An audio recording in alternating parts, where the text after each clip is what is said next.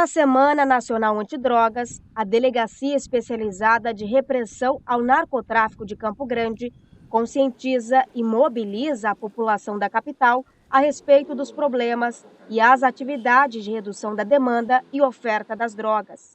O melhor caminho é a prevenção.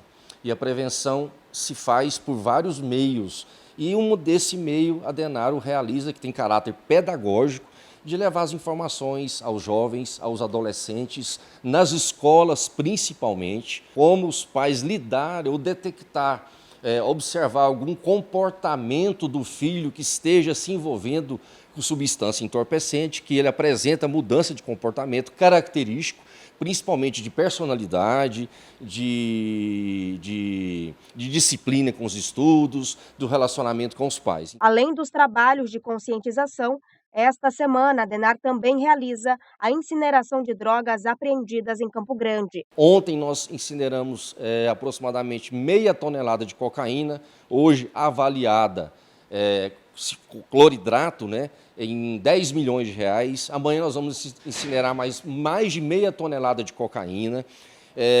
Acredito que esse mês de 7 a 8 toneladas de maconha. Isso demonstra um aumento das apreensões, a união das forças policiais e que nós estamos trabalhando.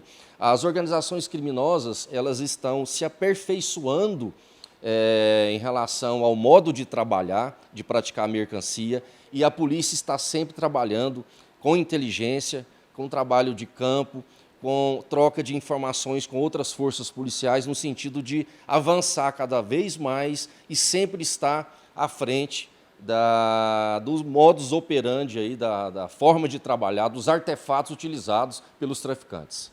Antes do processo de incineração, as drogas ficam em um cofre. Por questões de segurança, o local onde esses entorpecentes são incinerados é mantido em sigilo. Toda essa quantidade de drogas é impressionante. O delegado ainda destaca que do ano passado para este ano, há um aumento na apreensão de entorpecentes incinerados. Em 2022 foram 85 toneladas de maconha apreendidas. Essa droga se refere só à apreensão na capital. Esse ano de 2023 já são 10 toneladas de maconha. Então houve aí o ano de 2022 uma apreensão bastante significativa de maconha. Em relação à cocaína, 2022 foram 4 toneladas. Esse ano de 2023 até a presente data, 2,5 toneladas de cocaína. A Denar possui um canal de denúncia que pode ser realizado por meio do telefone 3345-0000.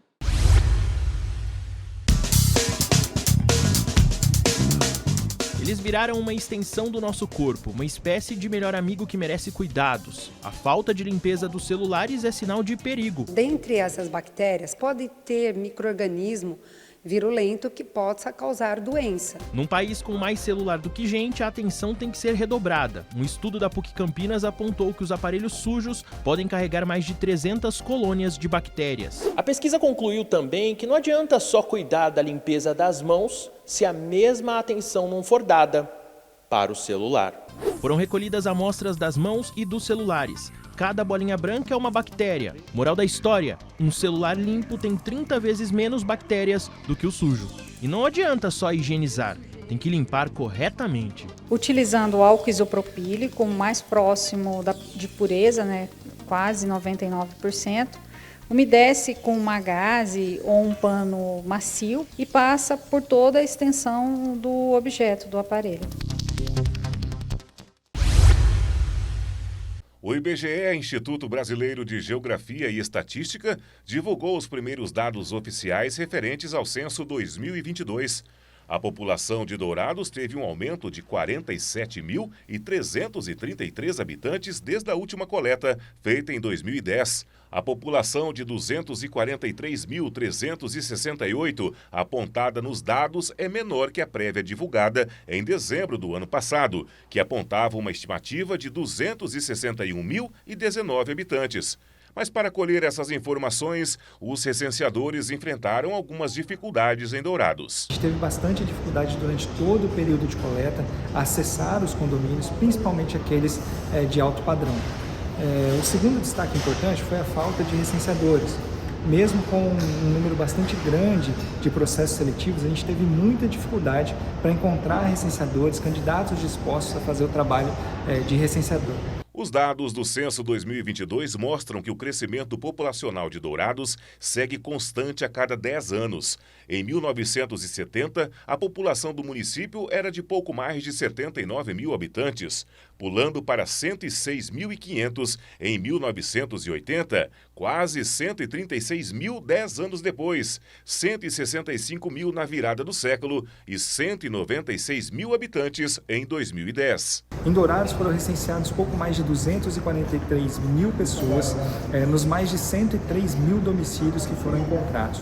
Importante que isso implica numa taxa de crescimento de 24%, que é praticamente o dobro que a taxa de crescimento do nosso estado de Mato Grosso do Sul. A diferença no número de habitantes entre 2010 e 2022 é maior do que quase todas as cidades de Mato Grosso do Sul, ou seja, Dourados cresceu uma cidade média do estado. A maioria dos municípios do Mato Grosso do Sul tem menos de 50 mil habitantes. Dourados cresceu aproximadamente uma Rio Brilhante e uma Douradina juntas em 10 anos. O desenvolvimento de Dourados atrai mais gente gera mais desenvolvimento. Por quê? Porque mais empresas vindo para atender essas pessoas, mais serviços são demandados e isso contribui para a economia. Com os dados atualizados, Dourados pode planejar melhor as suas políticas públicas. Agora, os governos federal e estadual precisam mandar os recursos considerando o número atual de habitantes, quase 50 mil pessoas a mais. O município, em 2021, tinha 28 mil alunos. Hoje, em 2023, tem 33 mil alunos, são 5 mil alunos. Esses 5 mil alunos, nesse curto espaço de tempo, representam esse aumento da população.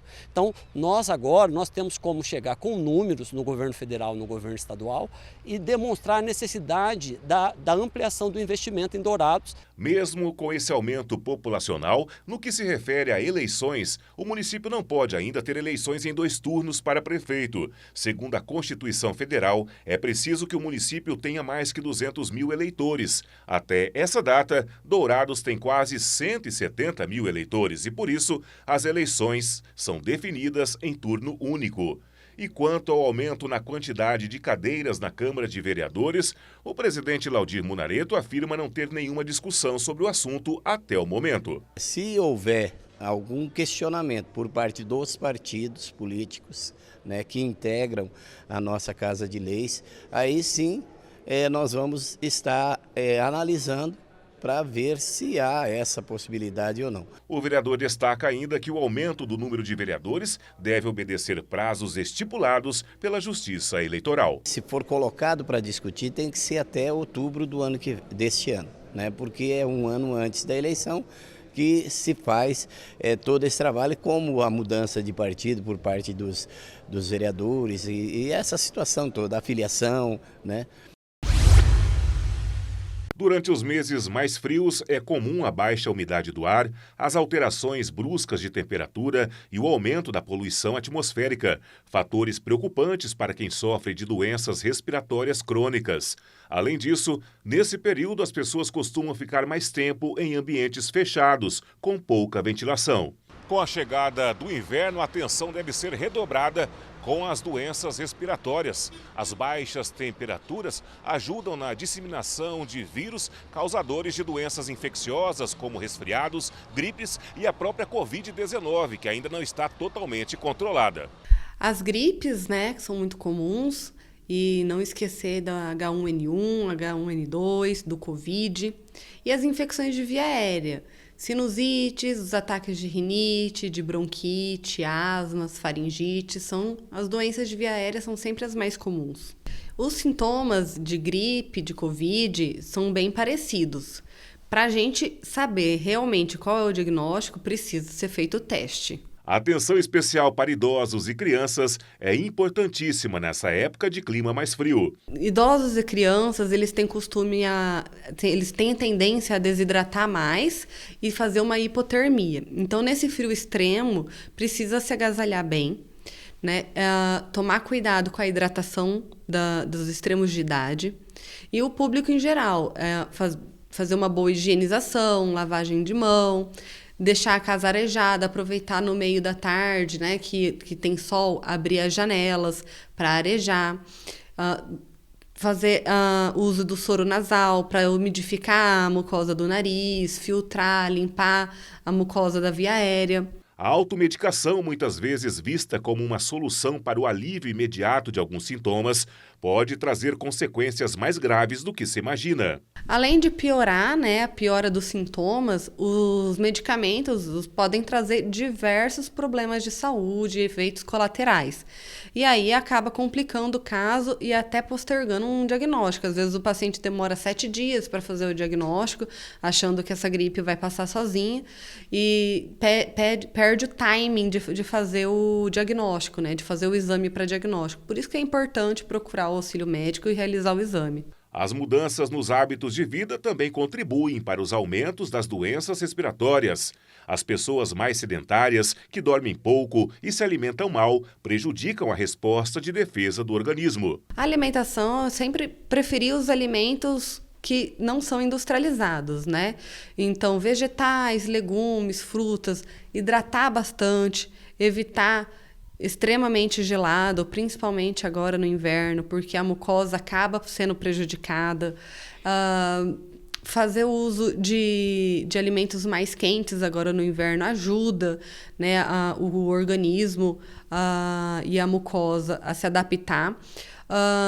E alimentos com fonte de vitamina C, limão, laranja, acerola, Então, são alimentos bem importantes aí para a imunidade. Com a chegada do inverno, não se esqueça que é muito importante se vacinar contra as principais doenças respiratórias, como Covid-19 e gripe, que é fundamental para evitar casos graves. Com a chegada do inverno, a temperatura cai, as noites são mais longas e os dias mais curtos. Neste ano, a estação será afetada pelo fenômeno El Niño. Os modelos estão indicando que vai ser um inverno mais quente do que o normal, em grande parte do estado. E ainda teremos outras ondas de frio, provavelmente, associados também à ocorrência de neblinas, nevoeiros e à ocorrência de geadas. Além da indicação de um inverno mais quente, a estação também pode ser mais chuvosa. Por conta da atuação do El Niño, que favorece esses dias mais quentes e ainda por cima um inverno mais chuvoso, que é o que os modelos estão indicando agora, precipitação acima da média histórica em grande parte do estado devido ao El Niño. Mesmo que seja um impacto indireto no estado, isso é o que se espera quando atua o El Niño. O El Niño é o aquecimento das águas do Pacífico e ele gera padrões nas circulações, na circulação dos ventos e que impacta tanto na temperatura quanto na chuva. Para o mês de junho, é esperada uma queda na umidade do ar. Segundo a Organização Mundial da Saúde, a umidade do ar abaixo de 20% é considerado estado de emergência. Por ser um inverno mais quente, mais chuvoso, a umidade pode ter dias com umidade mais alta, porém, o que se espera de características do inverno são umidades mais baixas, que tem ocorrido nessa última semana, a gente tem ocorrido já 21% de umidade e pode ter na próxima semana e nos próximos dias umidade abaixo de 20%. Uma esperança para as crianças que nascem com fissura ou fenda lábio-palatina e que são atendidas pelo SUS, um projeto desenvolvido pela FUNCRAF, Fundação para o Estudo e Tratamento das Deformidades Crânio-Faciais, em parceria com o Hospital Universitário Maria Aparecida Pedrocian, prevê que as cirurgias sejam realizadas em Campo Grande. Neste mês de junho, foram feitos 3 procedimentos cirúrgicos. Essas cirurgias elas foram feitas para testar esse fluxo, Ou seja, então como esse paciente vai conseguir chegar, como vai ser feito isso. Então, até para a população saber, dos pacientes fissurados, os pacientes vão continuar sendo como referência a FUNCRAF, e a FUNCRAF, ela tem acesso ao sistema de regulação de vagas, que é o CISREG. O CISREG nos encaminhará esses pacientes. A doutora Fernanda Saturnino é cirurgiã plástica, especialista em fissura, e explica que os pacientes precisam passar por várias cirurgias ao longo da vida, sendo a primeira a partir dos 3 meses de idade. É uma alteração do desenvolvimento que acomete o bebê ainda dentro da barriga da mãe. O diagnóstico ele pode ser feito ainda na gestação, mas alguns pais descobrem só no nascimento. E é fundamental que essa criança ela seja acompanhada desde o nascimento por uma equipe especializada, que vai dar todo o suporte psicológico e de acompanhamento ali de todas as alterações que essa criança vai ter. E faz parte também que as cirurgias sejam realizadas na idade correta. O bucomaxilofacial Atila Arcari é voluntário no projeto e atua na fase em que o paciente já passou pelos primeiros procedimentos. Após o paciente então passar com a parte da cirurgia plástica, reconstruir lábio, reconstruir o palato, aí a gente entra nas reconstruções ósseas, né? Porque esse paciente ele tem uma falha no osso também, não é só na parte do lábio. E aí esse paciente ele precisa reconstruir isso e para devolver função para ele, principalmente função mastigatória. Desde 2017, os pacientes da FUNCRAF, que antes eram encaminhados para Bauru, no interior de São Paulo, estão sem local para fazer a cirurgia. Atualmente, a lista de espera da instituição está com mais de 200 pessoas no aguardo da primeira ou da segunda cirurgia.